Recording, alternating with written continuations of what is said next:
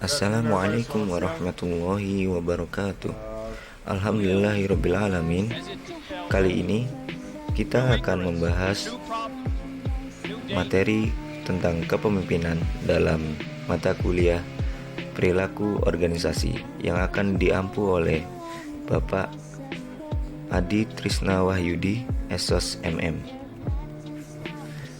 Kelompok saya sendiri akan beranggotakan saya Muhammad Ibnu Fadli Syarifatullah dan rekan saya Khazinatul Asrori.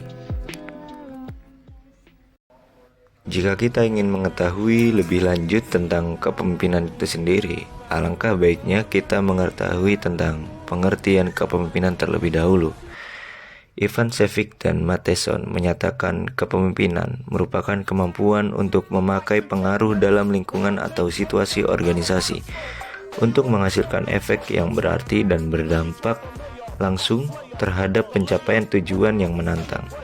Kepemimpinan adalah proses mempengaruhi orang lain untuk berbuat guna mewujudkan tujuan-tujuan yang sudah ditentukan.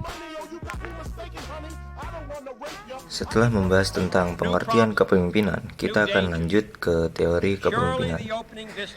Umam menyatakan bahwa pada intinya, teori kepemimpinan merupakan teori yang berusaha untuk menerangkan cara pemimpin dan dari kelompok yang dipimpinnya berperilaku dalam berbagai struktur kepemimpinan, budaya, dan lingkungannya.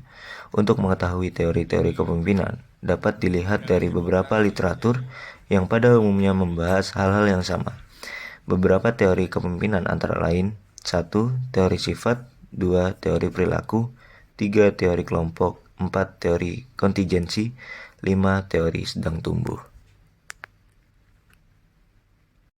Yang pertama adalah teori sifat. Menurut Stephen P. Robbins dan Timothy Judge, teori sifat kepemimpinan adalah teori-teori yang mempertimbangkan berbagai sifat dan karakteristik pribadi yang membedakan para pemimpin dari mereka yang bukan pemimpin. Dalam kehidupan nyata, dapat ditemukan adanya orang-orang yang mempunyai sifat-sifat yang luar biasa. Terdapat 3 karakteristik berkaitan dengan efektivitas kepemimpinan adalah: yang pertama kepribadian, yang kedua motivasi, dan yang ketiga adalah kemampuan. Kemudian yang kedua adalah teori perilaku. Behavioral theories atau teori perilaku kepemimpinan tumbuh sebagai hasil ketidakpuasan terhadap trait theories atau teori sifat, karena dinilai tidak dapat menjelaskan efektivitas kepemimpinan dan gerakan hubungan antar manusia. Teori ini mempercaya bahwa perilaku pemimpin secara langsung mempengaruhi efektivitas kelompok. Pemimpin dapat menyesuaikan gaya kepemimpinan untuk mempengaruhi orang lain dengan efektif. Yang ketiga adalah teori kelompok. Teori kelompok dalam kepemimpinan ini, dasar perkembangannya berakar pada psikologi sosial, dan teori pertukaran yang klasik membantunya sebagai suatu dasar yang penting bagi pendekatan teori kelompok. Teori kelompok ini beranggapan dapat mencapai tujuan-tujuannya, maka harus terdapat suatu pertukaran yang positif di antara pemimpin dan pengikut-pengikutnya tentang keinginan-keinginan mengembangkan peranan. Yang keempat ada teori kontingensi, dinamakan pula sebagai situational theory. Wibowo menyatakan bahwa teori ini menganjurkan bahwa efektivitas gaya perilaku pemimpin tertentu tergantung pada situasinya. Apabila situasi berubah, diperlukan gaya kepemimpinan yang berbeda. Yang kelima adalah teori sedang tumbuh. Wibowo menyatakan bahwa masalah kepemimpinan berkembang sejalan dengan perkembangan suatu organisasi. Hal tersebut menarik minat dan pemikiran beberapa penulis tentang model kepemimpinan yang sesuai dengan zamannya.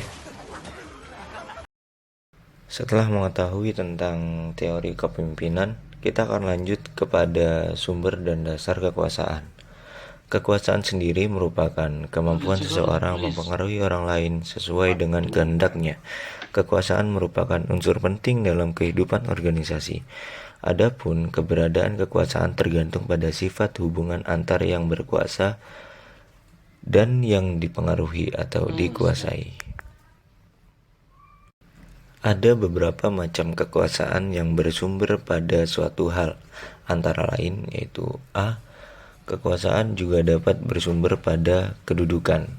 Kekuasaan yang bersumber pada kedudukan terbagi dalam beberapa jenis, yaitu 1. Kekuasaan formal atau legal, 2. Kendali atas sumber dan ganjaran, 3. Kendali atas hukuman, 4. Kendali atas informasi, dan kelima, kendali ekologi.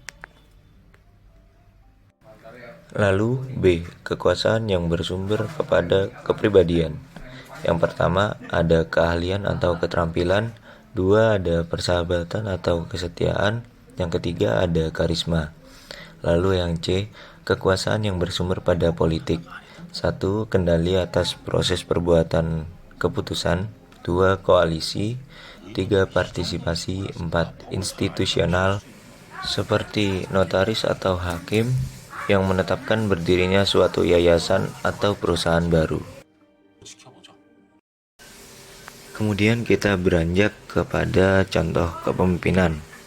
Gaya kepemimpinan menurut As'ad telah diketahui secara luas, yaitu A. Tipe otokratik.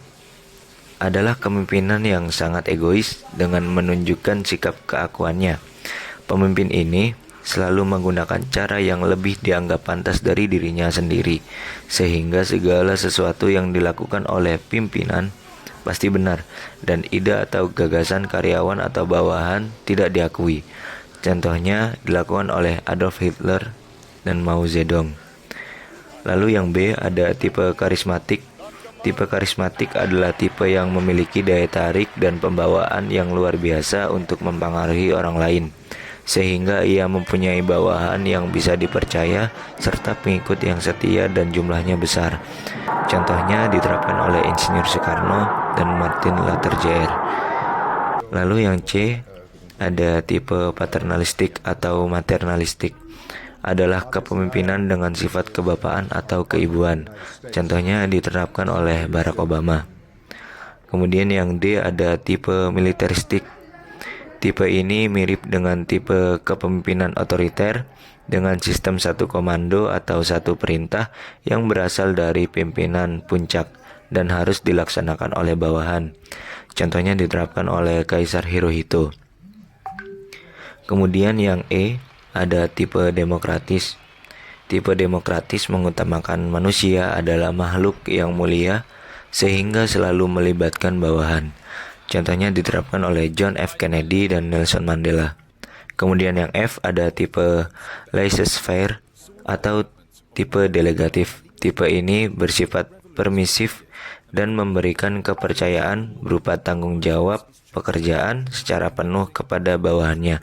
Contohnya diterapkan oleh Adam Smith.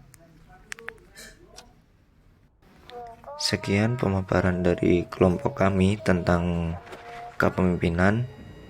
Atas perhatiannya kami mengucapkan terima kasih dan mohon maaf apabila ada salah-salah kata. Kami akhiri, wassalamualaikum warahmatullahi wabarakatuh.